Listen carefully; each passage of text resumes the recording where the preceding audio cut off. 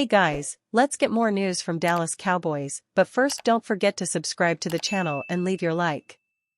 CD watches as Jefferson trade rumors gain steam. Big money contracts in the NFL are very much about chain reactions, as oftentimes each star player at his position, and his agent, wait out to see what each other star player gets before pouncing on what he hopes is an even larger number. That scenario is playing out now as the Minnesota Vikings are working to decide on what to do with superstar receiver Justin Jefferson, meaning another superstar receiver in Dallas Cowboys wideout CD Lamb has his eyes and his wallet wide open. There is a new wrinkle now, though, with rumors that Minnesota is considering a blockbuster trade offer for Jefferson to avoid paying him what might be a historic receiver contract extension. The phrase being used in mini is apparently growing steam. The number has long been discussed to be in the ballpark of $30 million APY, which is Tyreek Hill's APY in Miami, making him the NFL's best-paid wideout ever. And of course, now the NFL cap has jumped up to $255.4 million. And as we've pointed out, folks who think that the jump means teams can more easily pay their guys are missing the boat. Because the increase also means the players are going to ask for larger pieces of the pie. Should the Vikings have been proactive on Jefferson, thus beating the cap news? That's a criticism being issued by PFT and others, and the Cowboys have heard the same criticism when it comes to contracts for Dak Prescott and others. But that criticism misses another boat. The agents knew the cap announcement was coming. Why would the agent sign a deal on Friday morning? Why not wait until the cap number is released on Friday afternoon? Specifically to Lamb, he has stated, good-naturedly, that the goal is always to be the highest paid.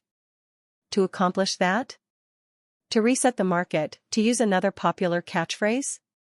Patience is sometimes required. CD Lamb, wide receiver for the Dallas Cowboys, believes that today, there is no one better than him in the position.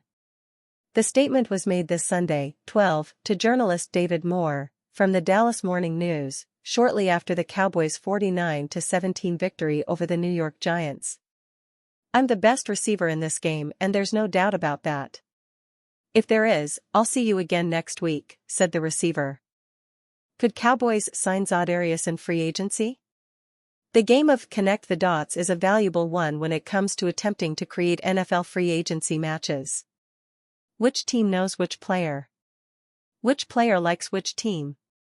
Is there a coach connection, an agent connection, a hometown connection? It occurs to us that back in March 2022, CowboysSI.com reported that the Dallas Cowboys were interested in Za'Darius Smith, and Smith issued a statement then about his at least relative interest in Dallas. What were the Cowboys trying to accomplish then? An affordable way to rebound from the Randy Gregory fiasco, with a flirtation with Za'Darius Smith, as we wrote. What happened? It was never going to be a $14 million APY flirtation, which is the number sources told CowboysSI.com lured the pass rusher Smith to sign with the Minnesota Vikings. As it played out, the former Ravens fifth-round pick, who made an impression there with 5.5 sacks as a rookie in 2015 before having recorded an 8.5 sack season in 2018, eventually landed with the Browns in a cheap trade. And last year he was a full-time starter. But in between all of that, he played for the Packers. So, the Packers and the Vikings, and he's a three-time Pro Bowler? Connect the dots? But alas, his time in Green Bay came after now Dallas coach Mike McCarthy was in charge there. And his time in mini came after now Dallas coordinator Mike Zimmer was in charge there. The Minnesota Vikings have accepted a trade offer from the Cleveland Browns for defensive end Za'Darius Smith. The negotiation took place this Friday, 12, according to Ian Rappaport and Tom Pelissero, from NFL Network. The Browns sent 2 draft picks, 5th round in 2024, and 5th in 2025. While the Vikings sent the player and 2 other picks, 5th and 7th rounds, Pelissero confirmed. Smith is headed to Cleveland on a restructured one-season contract with a guaranteed value of $11.75 million, according to Rappaport. The defensive end's 2022 season for the Vikings was quite positive. He had 10 sacks and 15 tackles for loss of yardage. However, the player and the franchise did not understand each other very well regarding 2023, and the exchange was made to calm both sides. Now, the Browns' pass rush gains another important and talented piece. Smith will join Myles Garrett, one of the top names at the position.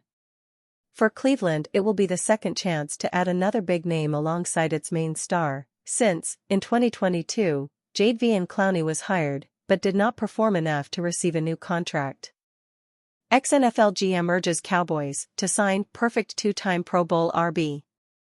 Of the many issues that the Cowboys will need to sort out in the coming weeks as they rebuild their roster after an outstanding 2023 season turned into another baffling playoff flop, what to do at running back is not the most pressing.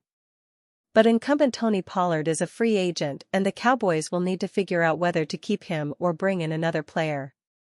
And former Jets general manager Mike Tannenbaum thinks there is an easy solution on hand: take away a divisional foe's best player. That would be Saquon Barkley of the Giants. Asked where Barkley would fit, Tannenbaum said on ESPN's Get Up, "This one's easy, it's the Dallas Cowboys." Tony Pollard was mildly disappointing, replacing Zeke Elliott. His production went down by about 25%.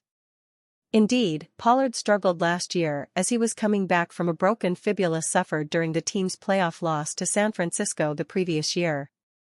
But his first go at replacing Elliott did not go all that well.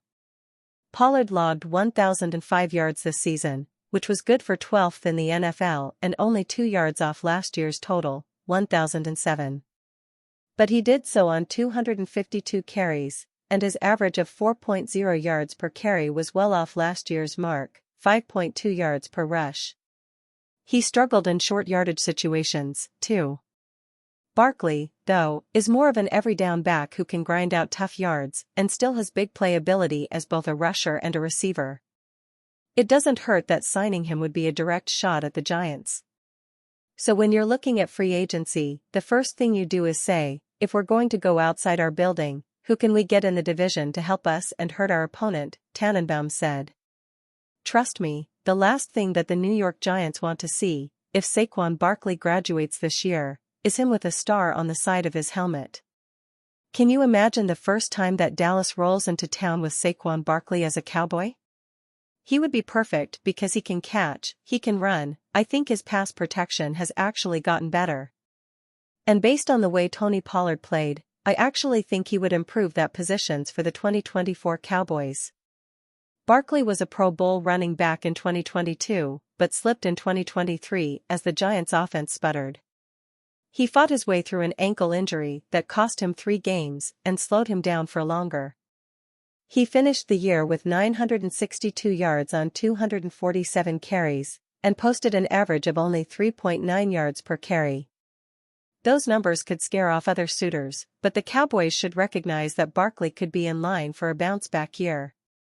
When healthy, Barkley is among the best backs in the NFL, and could wind up being a bargain given the unimpressive season he had with the Giants.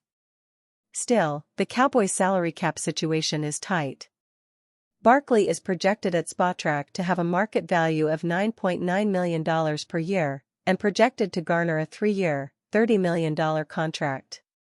Pro Football Focus is a little more bullish on the running back market in free agency and is projecting a 3-year deal worth $37 million for Barkley. The site rates him as the top running back in free agency this offseason. And you fan, what do you think of the Saquon Barkley situation? Leave your opinion in the comments.